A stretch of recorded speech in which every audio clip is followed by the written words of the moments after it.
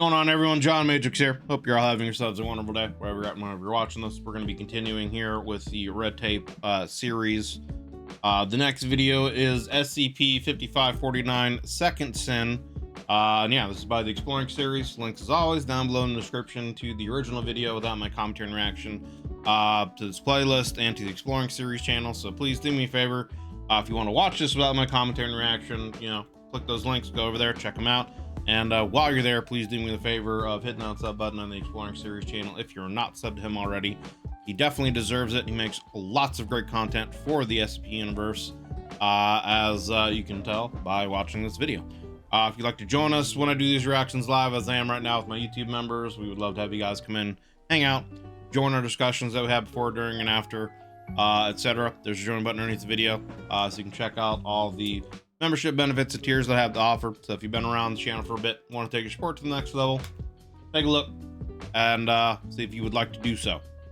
But yeah, if you enjoy my video with my commentary and reaction here, consider leaving a like and subs. Helps me in the channel grow, and it lets the YouTube god know that you enjoy this kind of content and you want to see some more of it. So all that said, we're gonna jump into it here. I know his videos have, as of recent, been a bit quieter. So I'm gonna do my best to try to boost the Exploring series here. So I guess let me know in the comments if it's still too quiet for you guys. But yeah, so I've got his volume boosted a little bit here. Hopefully it helps. Let's, I guess, see, and I'll do my best to adjust as we go along. But anyway, all that said, just jump into it. Again, SCP-5549 Second Sin by the Exploring series. Monitor's not showing up. Need to do that. Boom. Volume's up. Let's go. SCP-5549 Second Sin. The Foundation in the present day generally has a policy of little to no cross-testing between anomalies. It's a sensible enough policy, as a single anomaly is often unpredictable in the way it interacts with our world, so there's no telling what will happen when you combine two or more. This wasn't always the case, however, and the younger days of the Foundation featured a lot more situations of Foundation researchers throwing stuff together and seeing what stuck. Obviously, they learned their lesson at some point, and we're going to look at one of those lessons in SCP-5549. We're initially presented with one of the most basic SCP descriptions possible, stating that the object class is safe, it's to be contained at Site-05 in Western Siberia, and it is a sapient entity with ontokinetic abilities. Interesting. It makes me think of already, what was the name of that SCP story? I can't remember the name of it off the top of my head, but it's essentially the idea that Meccan has Yaldabaoth contained in Siberia. And Yaldabaoth is this really powerful reality bender that's trying to escape. I forget what it's called. Sankersact or something like that, I think it was something like that. But this is reminding me of that already, if this is going to somehow connect to that in some way. Any further information requests are to be forwarded to Director Sharp. Sacrosanct, whatever. Obviously, there's more to it than that, and a user proceeds to use a virtual terminal to access the list of users who are able to look at the full file, which consists of only the O5 Council. They then specifically look up info on Maria Jones, Director of the Foundation's Records and Information Security Administration, and O5-14, despite there only typically being 13 members. They then log in as O5-14 using the watchword of "a drop of sun in a glass of moon." I wonder if somehow 0514 is supposed to be like a reference to the administrator, right? Somehow. Now they access the full file of SCP-5549, and the article can begin properly. SCP-5549 is a hostile sapient entity with Class 5 ontokinetic abilities, also known as reality bending. SCP-5549 is highly resistant to all forms of damage tested against it, and the extent of its abilities is currently unknown. It was Wait. created by the Foundation Department of... Is this going to be a 682 reference? I mean, I don't remember, in past tales that 682 had anything to do with reality bending, but the fact that they're talking about it being highly resistant to any kind of, damage or anything that done to it, obviously that immediately makes you think of 682, because that's like 682's bag, is basically you can't kill it. So I wonder if this is going to be a reference to 682, but they're going to make it some kind of powerful reality bender in this, because they haven't given you a description of what the creature is. It's just it's sapient and is a reality bender and, etc. Inter-anomaly experimentation as part of Project London Bridge. We're then given a transcript of a committee hearing related to the project proposal for London Bridge on November 30th, 1975. Project London Bridge was referenced in one of the other videos, but I had no idea what it was about, so I guess this is what we're getting into. Director Sharp is the one who put forward the proposal, and although he thought he was heading into a meeting with a liaison to the council, he ends up in a meeting with 0511. Sharp doesn't recognize him on sight, and 11 says that there used to be a time when their faces were everywhere in the Foundation, but not anymore. Sharp says that he wasn't aware that 0511 was going to be handling his case, and 11 replies that he's not, as normally this proposal would have sat at the bottom of some yellow-bellied paper-pushing secretary's desk for 6 months, and then rejected because he had a bad day. Okay. 11, however, has taken an interest in Sharp's little experiment, and asks him how long he's been working at the Foundation. Sharp responds that it's soon to be 8 years, and 11 says that that's not long enough for him to be able to remember the good days. It wasn't always like this, the golden reeking days of bureaucracy, and it was different 20 years ago. They were pioneers, changing the world, with the Atreus Array, the Scranton Reality Anchors, even managing to exploit the eel, SCP-3000. 3000, yeah. Nowadays, you have to fill out 17 forms and take a piss test just to borrow a pen. I can understand, obviously, in situations like this, I guess, and with the Foundation where, sometimes the red tape, as they say, can get in the way of getting things done. And in certain situations, that could be a big hindrance, right? You have a K-class scenario that you're trying to essentially, stop from happening. And the bureaucracy and whatnot gets in the way. You got to get things approved before you can use certain things, etc., etc. Might be too late by the time it gets approved. The other the flip side of that is there's, I'm sure, plenty of times where Foundation has been its own worst enemy, and when they're doing experiments on stuff, it goes very bad. Sharp asks why 11 is telling him this, and he replies that he's hoping Sharp can help him to change that, him and his project. He tells Sharp that the other members of the council were considering dissolving his department before this proposal came through. They think that the state of the Foundation right now is good. 11 disagrees, and he pushed through Sharp's proposal, and it's been greenlit. He also pulled a few strings and got Sharp access to some of their more unique anomalies. Sounds like 0511 here is trying to rattle some cages. As well as making him head researcher of Site-05.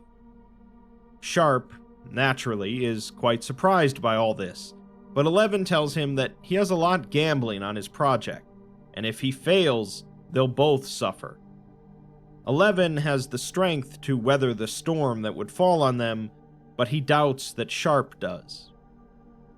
With that, we're provided the mission statement for Project London Bridge, the purpose of which is to create an artificial anomaly designed to assist Foundation containment efforts and advance scientific knowledge of major contained anomalies. Interesting. Okay. The subject of the experiment is to be a D-class personnel, chosen after project approval and subject to intense psychological and physical vetting.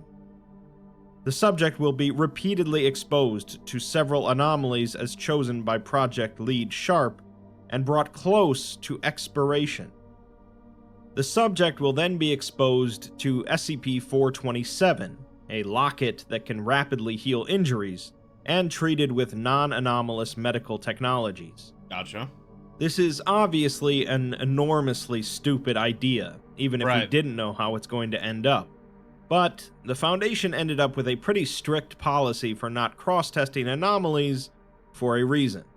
Indeed. The Foundation needs to find a suitable D-class then, and so we're given a I mean, if the admonition canon has anything to say about it, yeah. Playing around with anomalies usually does not turn out very well at all. transcript of an interview between Sharp and D-293, who, rather than being Yeah, I'm sure we won't create some kind of, Superman kind of entity or whatever, we won't make Doomsday. Let's take a D class, a criminal who has probably, done some really bad things to be a D class in the Foundation. Let's experiment on him and try to turn him into a god. Sounds like a good idea to me, man. You know what I'm saying? Sounds like a good idea to me.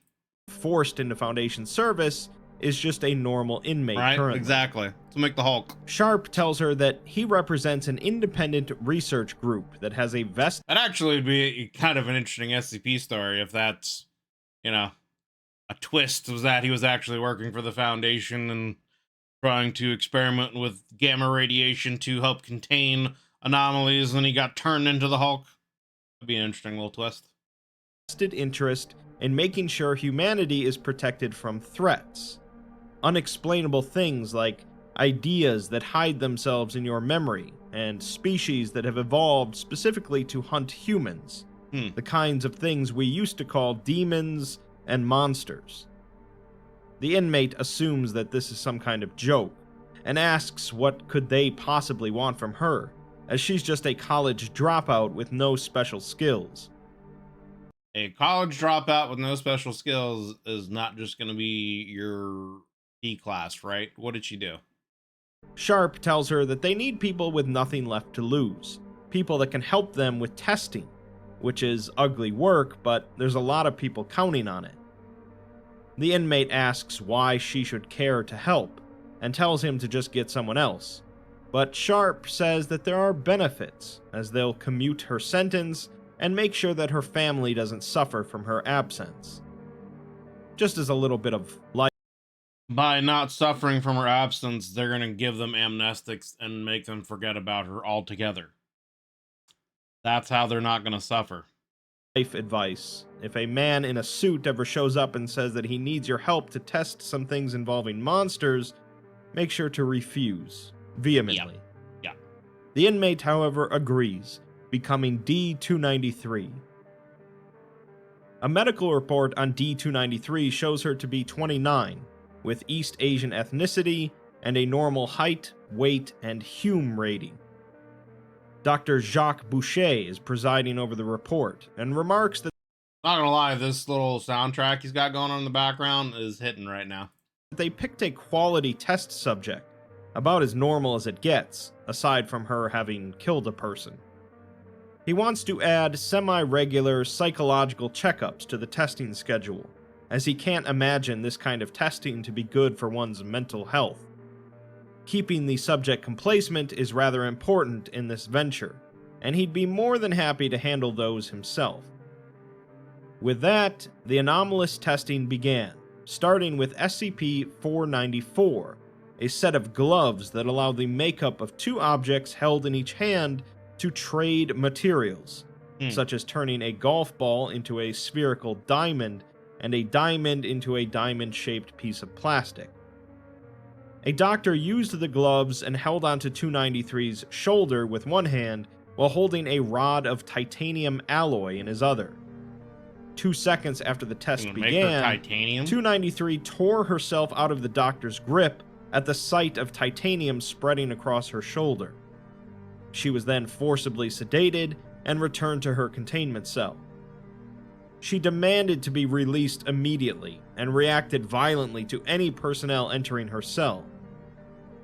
In order to prevent similar incidents in the future, Dr. Boucher's proposal of regular psychological Bobby Boucher is working for the Foundation? I got the water boy over here working for them? What?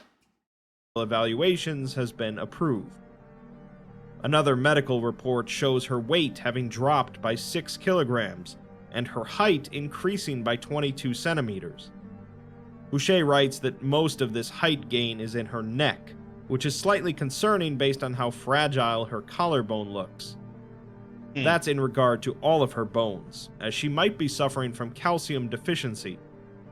He's going to recommend a Be interesting if she had a Wolverine kind of effect, right? Where her skeletal system turned into titanium, essentially. higher calorie diet to make up for the weight loss, and notes that any fluctuations in her Hume rating is probably just due to them keeping so many anomalous things in one place. A transcript of the first psychological screening interview between Boucher and the D-Class starts with him asking her how she's been feeling lately. She's bored, but she's also upset about how much she freaked out about the test and how bad it was. Boucher says that she handled it better than she could have, and it's not really her fault, as these kinds of anomalies are hard to predict. All I see is the water boy talking to her right now. It's okay. You handled it about as well as you could. It's all right. Here's some water. The H2O for you. For them.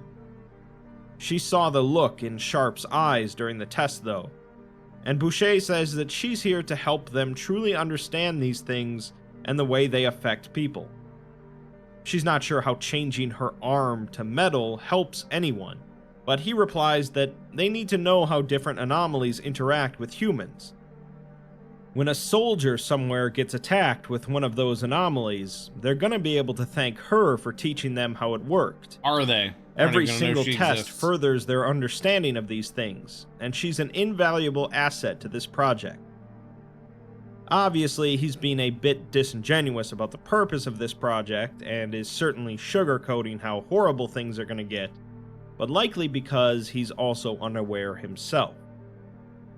With that, we're given the logs for a few more tests that occurred between June and October of 1976.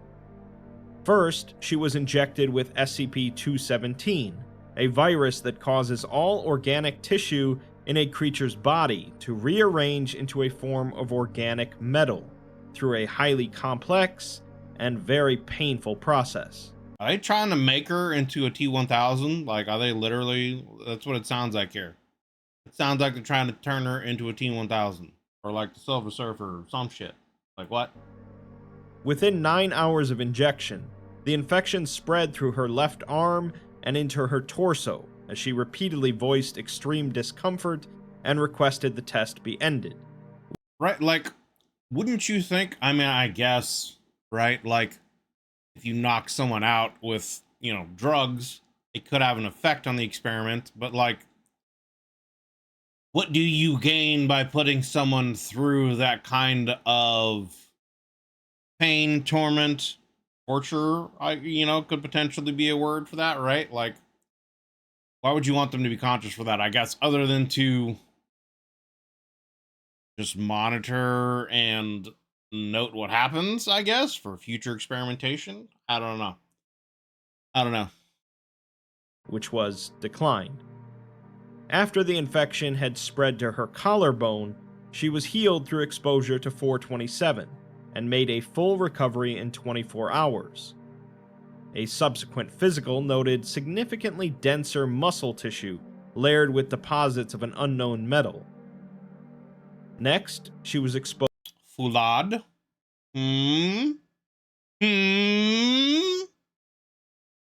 to SCP-212, a robotic medical device that will surgically replace and upgrade various organs and body parts through a highly invasive process involving no anesthetic. Yikes. 212 initially displayed confusion at the D-Class's modified body, but quickly began operating. After 9 hours, the operation ceased, and all incisions were sealed correctly. Significant alterations to the D-Class's body were made, including removal of large amounts of body fat, hollowing of bones, placement of a metal structure around the heart, and placement of 2 unknown organic masses within the torso, the purpose of which is unknown. She was I mean,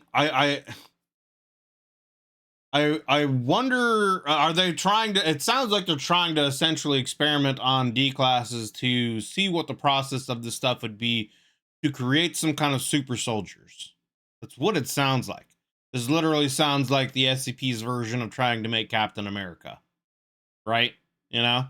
But instead of a super soldier serum, they're using different anomalies. This anomaly that turns people's, insides or whatever into metal and then healing them, then using this surgical procedure to replace and upgrade them. Unfortunately, it doesn't have, any kind of anesthetic, and then I'm assuming they're going to use the stuff to heal her again, etc. And it's just going to be this rinse and repeat, right? was then injected with SCP-008, a complex prion that's pretty much the zombie virus. The standard escalation of symptoms proceeded, and she fell unconscious within 2 hours. She was then exposed to SCP-427, causing a reversal of all external symptoms. Examination revealed that certain internal symptoms remained, including increased muscle endurance and strength, as well as high blood viscosity, resulting in negligible blood flow from wounds. So far, it seems like they're well on their way to making an anomalous weapon. Either that, or causing a glorious death. In another medical report... Like, this straight up sounds like, yeah, the SCP is trying to make their version of an Astartes or something here, and they're just using, like, a D class for initial experimentation. Her weight has now gone up a few kilograms, and her height has gone up another 20 centimeters. Her skin has become noticeably tougher and feels almost reinforced. Boucher has also noticed some bruises on her sternum during the checkup, and although he won't ask where they came from, he advises Sharp to be more careful, as damaging their test subject is inadvisable. Right? Sharp responds that his concern is appreciated but unrequested, as they're handling the subject as necessary. He also tells Boucher to refrain from referring to the subject as a her. In another psychological screening interview, Boucher asks her how she's feeling, mentioning that he had them bring her some books because she was bored. Clearly, that's the least of her worries, though, as she says that she's trapped in a cell for most of the day, and the only time she's let out is to have some insane tests run on her. Right.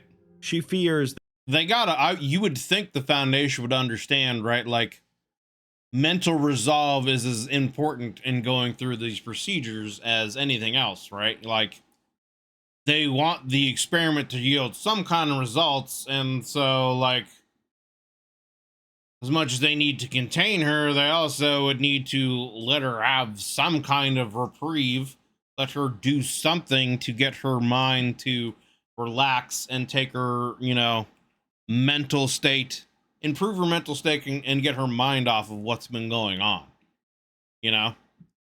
that she's never getting out of here. But Boucher says that that's not true, as they've already gotten through the first round of testing and she's doing fine. She replies that she doesn't feel fine, she feels horrible, wanting to throw up and cry at the same time whenever she gets out of the testing chamber. She hasn't seen the sun in weeks, and chokes down a sob. It also makes me wonder, right, like, if there's anything in particular unique about her as to why they chose her, right? I mean, we don't know, right? We just know that she's a D class, but it makes, like, if you're trying to create a soldier, right, you would think you would want to use a male just because of stronger muscle density, better athleticism, hand-eye coordination, all that kind of stuff. But I wonder if they also, like, if there's something specific about her as to why they chose her, and even so, did they, like, choose a woman because, women generally have a higher pain tolerance? So they figured she might be able to get through these experiments, better. I don't know. It makes me wonder, like, if there's something more about her specifically, um, which is why they chose her, to do this. Boucher moves to comfort her and says that it's good for her to tell him about these things, as he's here to help her. He's going to see what he can do about those issues as soon as he gets back to his office. I don't know. In another interview, the D-Class asks him if they even know what they're doing here with the testing, as she's tried to find a pattern to it and can't figure out what they want from her. It seems like they're just throwing things at the wall to see what sticks at her expense. Essentially, yeah. Boucher replies that of course they're not doing that. They're not animals. They have a plan. He just can't tell her what it is. Do you? She, however, doesn't think that he knows the plan either. Boucher explains that these things aren't supposed to exist, and the rest of the world doesn't even know about them. They're figuring out how to safely handle them, as nobody understands anomalies like they do. The D-Class says that she gets that, but she hates feeling sick and scared all the time. Scared of her next test, and scared of Sharp. Boucher replies that it's okay to be scared, right? And they're on her side, and he's on her side. I'm trying to think of what kind of SCP reference she could be. The only thing I can think of, and it's definitely not that one, is the again, I don't remember the SCP number or even the name of it, but the like Russian soldier who was like some kind of super soldier from another dimension that had some kind of like exoskeleton suit that he had like some symbiotic attachment with or whatever. It was some kind of like bug creature that attached to him because he was from some kind of universe that had been in some kind of great world apocalyptic ending war that's been going on since he was a kid or something like that, Yeah, Alexei something or other, yeah. This is the only thing that's making me that sounds similar, right? Is like, but obviously it's not, because this isn't Alexei, etc. They're not doing anything. It's a woman and not a man, obviously. So I mean, unless in this canon they're doing a little gender swap, and who knows. But I'm trying to think of what other SCP that they're creating here this could be a reference to, and there's nothing really that's coming to mind other than him. But I right, like it can't be him. So I don't know. In the next interview, Boucher brings her some Rorschach cards to do an ink blot test, which she had assumed he was going to do at some point. He says that it's pseudoscience, but entertaining pseudoscience. He shows her one card, which she first takes to be a stain, but then says that it's a bruise. A second card looks like a bone to her, and a third card, she says, reminds her of Captain Hayes' tattoo. This throws Boucher off a little bit, and he asks her if she needs to talk about something, but she says that it's fine. In another round of testing, she's placed into SCP-222, a coffin that causes the creation of a clone of any person that falls asleep in it. The test proceeded as expected, although the clone that was created was identical to the D-Class prior to testing, suggesting that her DNA has not been altered throughout all of the testing. Interesting. Next, both the D-Class and her clone were placed into a chamber, and the clone was exposed to a sample of SCP-610, the flesh that hates. Yikes, brother. The temperature of the chamber was then increased, and within 7 minutes, the clone had been completely covered in growth. The D-Class panicked and attempted to exit the testing chamber, slamming against the door several times. Any kind of experimentation like that with 610, right? Like, what are you guys doing? When deterrent electrical shocks were applied, she then attempted to break through the observation glass, but was quickly absorbed into the rapidly increasing mass of SCP-610. Testing was then stopped, and then SCP-427 was applied, quickly causing the mass to shrink in size. It disappeared entirely within 4 minutes, and the D-Class was recovered, unconscious, although the clone was not. Jesus. She was noted to have significantly altered body proportions, growing by several centimeters and having more clearly visible blood vessels. Bro, are they like literally creating Yaldabaoth here or something? Like what is happening? Next, 10 grams of flesh were cut from SCP-682, the hard-to-destroy reptile, which was then Bro, what are y'all doing? You're throwing in 610 and 682 together? With the stuff you've already done to her? Are you gonna make, are you gonna throw in some, I don't even know. I don't even know what are you guys doing? This can't be good. This can't be good. If you can somehow successfully mix 610 and 682 together into like one thing, what are you guys doing? dried and placed into cold storage to freeze it. The D-Class was then forcibly sedated and prepared for surgery, with an incision made in her lower left forearm. The sample of flesh was then placed within after being slightly heated, and the incision was sealed.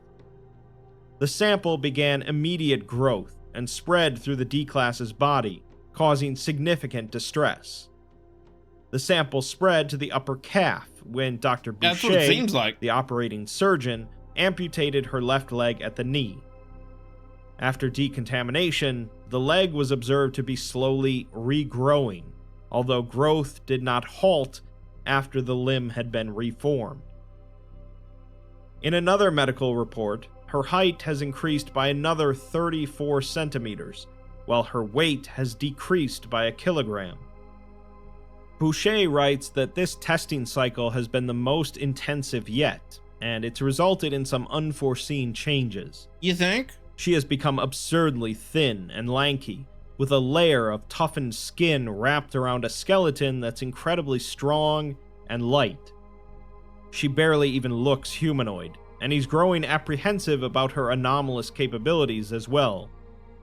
Her localized Hume rating can't just be a result of the other anomalies anymore, and he's put in a recommendation to...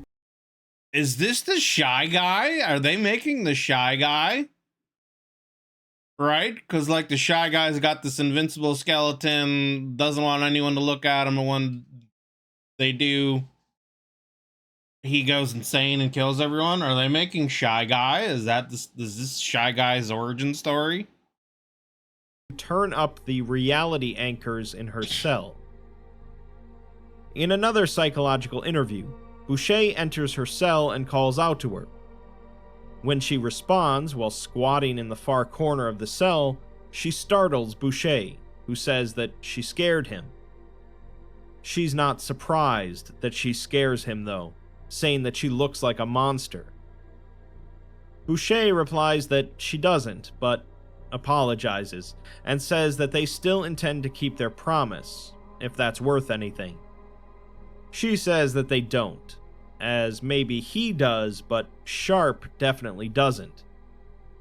Boucher doesn't try to argue that, but says that there's workarounds, and although he doesn't outrank Sharp, he can try.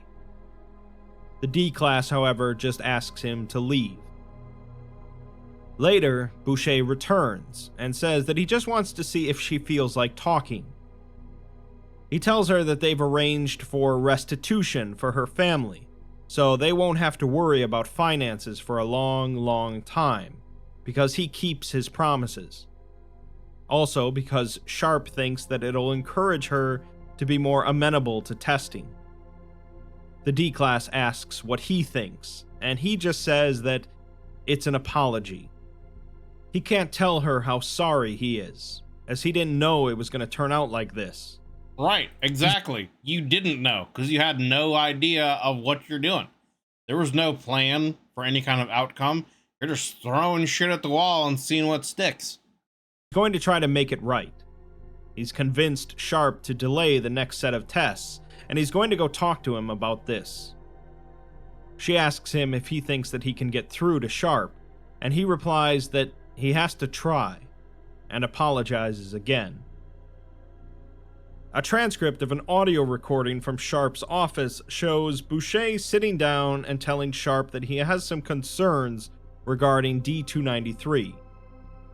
Sharp isn't surprised, as his medical updates have been telling. Boucher says that the reports have been disturbing, as she's barely human anymore and might as well be an anomaly. Right. Sharp, however, corrects him to say that it is a test subject, and he's wasting his time trying to sympathize. Boucher counters that it's human testing, so it's already terrible by nature, and he doesn't have to go out of his way to make it worse. Sharp says that it might be terrible, but it is necessary, although Boucher doesn't understand how. He asks what they hope to learn from all this, and says not to give him the generic advancing our understanding crap, as he's beyond that.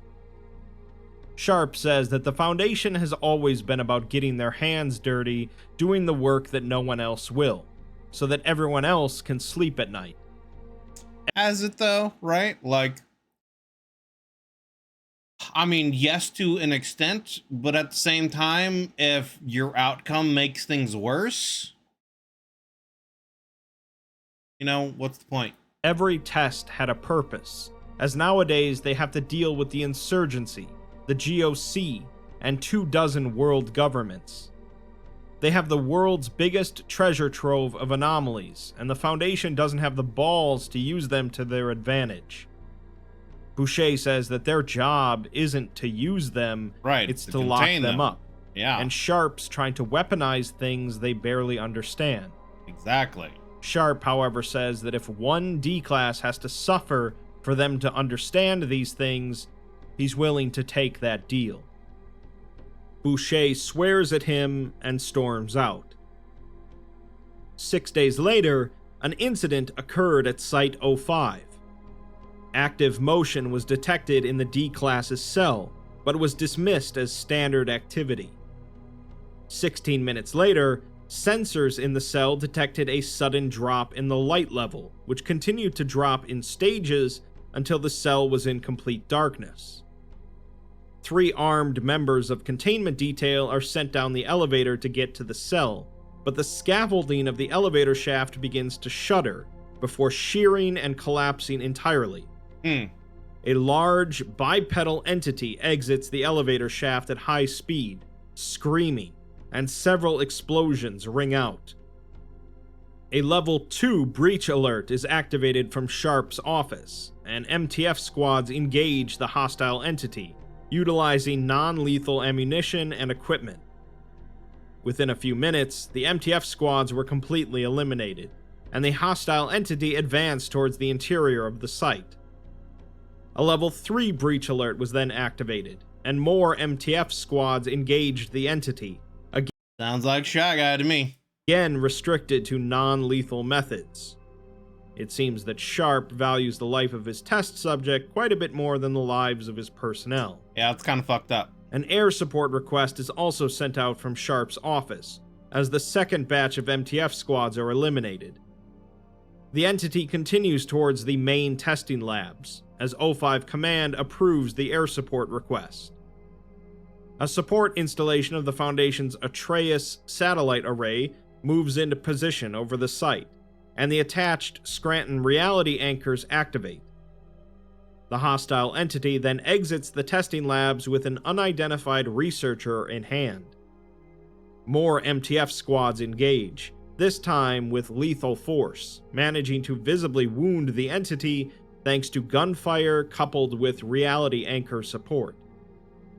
The entity then retreats to the elevator shaft entrance and jumps down with the researcher in hand. The MTF decides to collapse the entrance to the elevator shaft, and the breach alert is rescinded.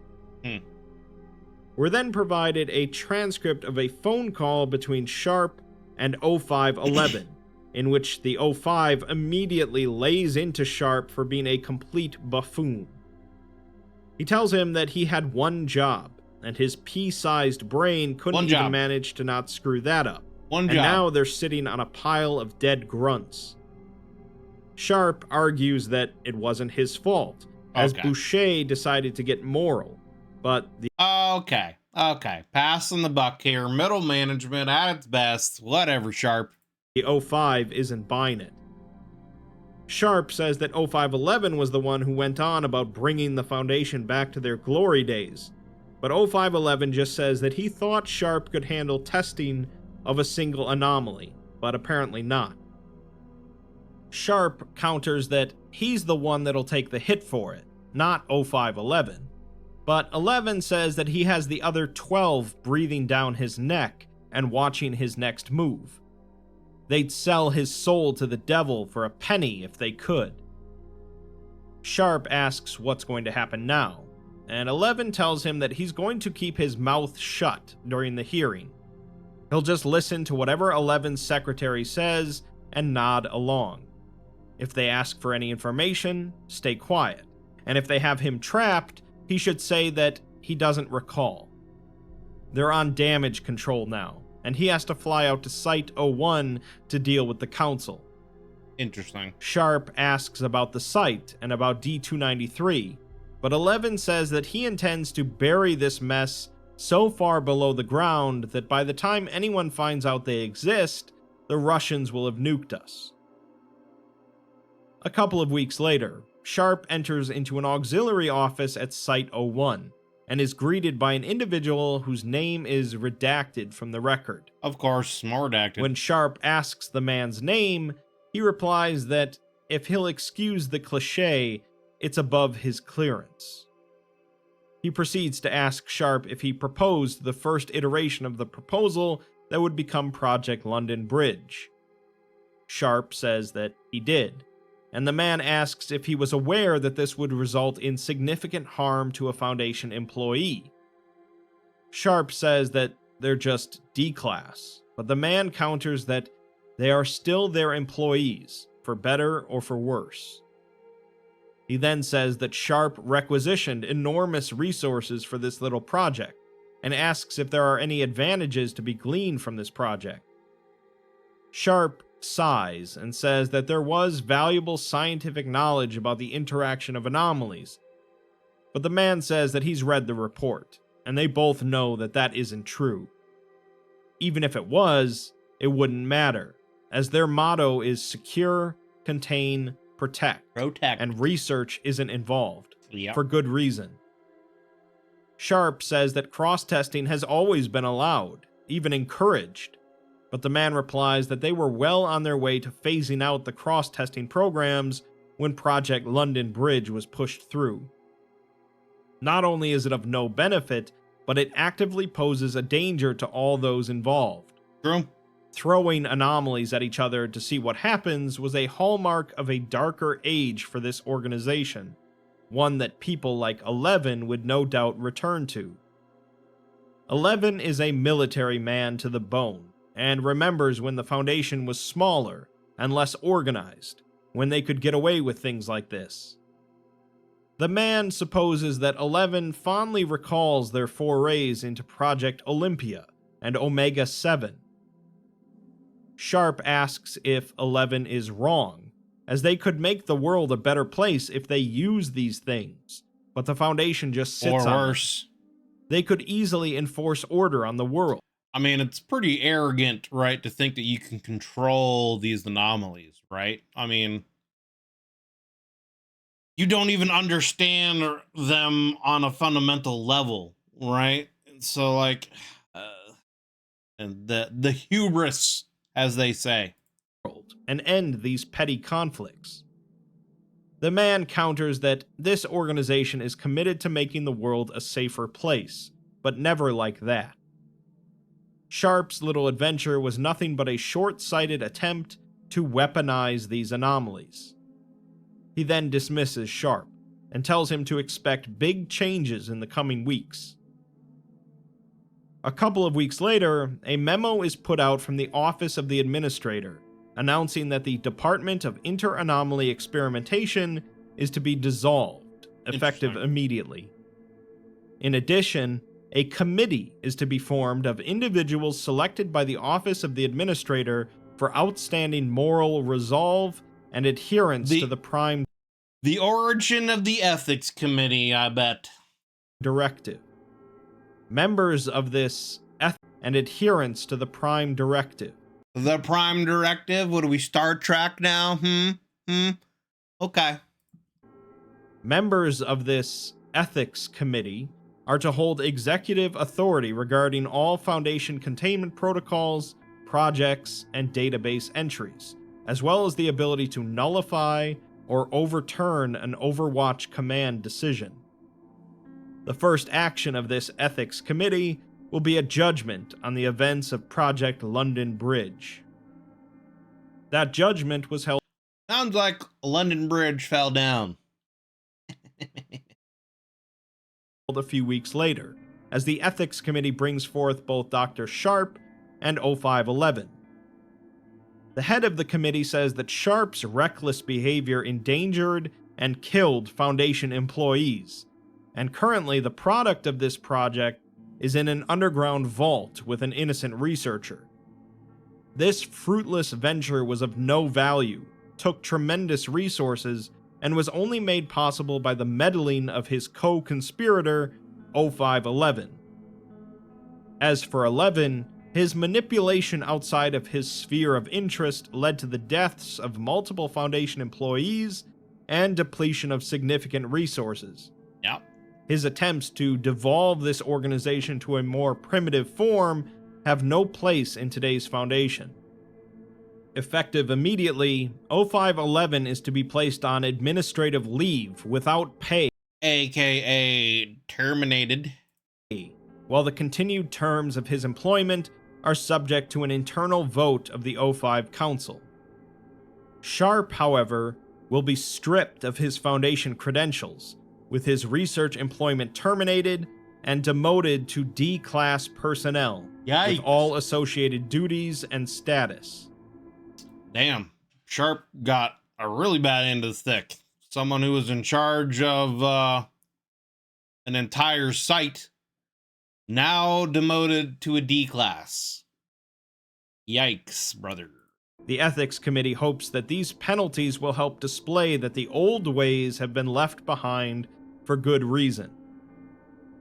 0511 then asks what they plan to do about SCP-5549, the time bomb they're sitting on. The head of the committee says that they're not going to do anything, as D-293 only lashed out after constant mistreatment and exploitation by personnel. They'll establish containment and a security outpost to maintain it, but they're not going to poke a sleeping bear, especially not one they've spent a year throwing rocks at. They owe it that much. 0511, however, says that they may not want to admit it, but this has proved him right. They just used militarized troops and weapons to contain an anomaly. They're not burying their heads in the sand and shying away from it anymore, and that's all he ever wanted. The infrastructure is there now, so it's only a matter of time before they decide to use it. 6 months later, the user that logged onto the terminal to view this file closes it out, and accesses a council vote 6 months later they close it? from May 1st, 1976, a week and a half after the Ethics Committee judgment. The proposal they voted on that day was accepted, relieving 0511 of his position until the administrator renders judgment on his continued future on the council. The user then deletes their session history and logs out. They then log in with a different username, this time Reza Director Maria Jones. Interesting. So originally they signed in as 0514, now they're signing in as someone else.